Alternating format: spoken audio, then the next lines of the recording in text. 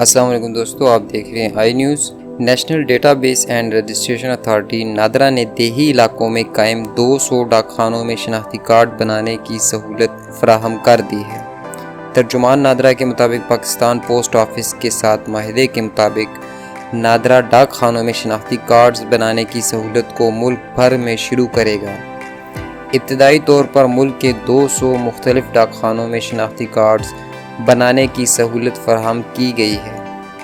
معاہدے کے تحت ملک بھر میں جون 2017 میں تجرباتی طور پر 10 کاؤنٹرز قائم کیے گئے تھے۔ اس تعداد میں بتدریج اضافہ کیا گیا ہے۔ ترجمان نادرا کے مطابق عوامی سہولت کے لیے اب مزید 200 کاؤنٹرز پوسٹ آفیسز میں قائم کیے جائیں گے۔